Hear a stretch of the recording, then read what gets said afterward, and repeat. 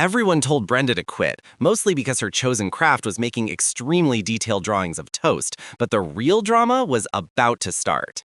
Brenda's dream shattered, not with one email, but with 8 identical passive-aggressive form rejections that specifically called her color palette aggressively beige. The world whispered, "You're not enough," but Brenda, ever the protagonist, shouted back, "I know! I'm highly aware of my flaws. Stop narrating my life!" Her mentor told her to move on, her therapist suggested therapy, and her cat kept demanding she stop spending the rent money on art supplies.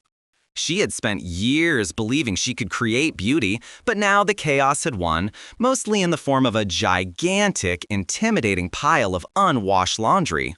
Nights blurred into mornings, coffee cups piled like silent, slightly sticky trophies of exhaustion. She was fueled purely by caffeine and the need to prove her high school rival wrong.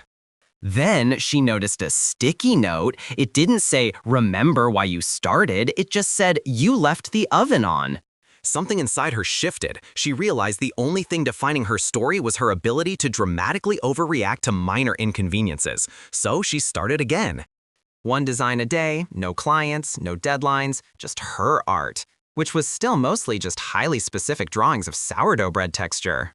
Her computer crashed. She restarted. The landlord threatened eviction. She paid him with a very nice drawing of a pain au chocolat.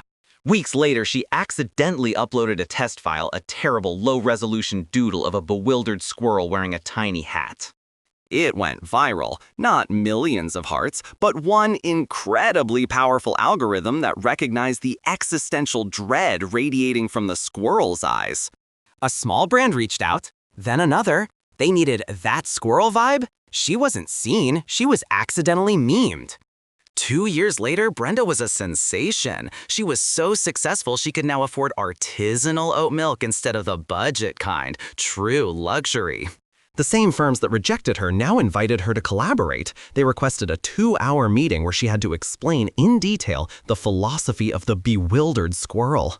She hadn't changed, they had. They realized that aggressively beige was fine, but aggressively viral squirrels were better for the Q3 earnings report.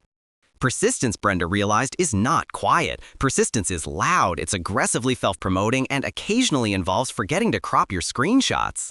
Brenda looked directly into the camera. If you're gonna try one more time, make sure it's dramatic. People don't click on quiet.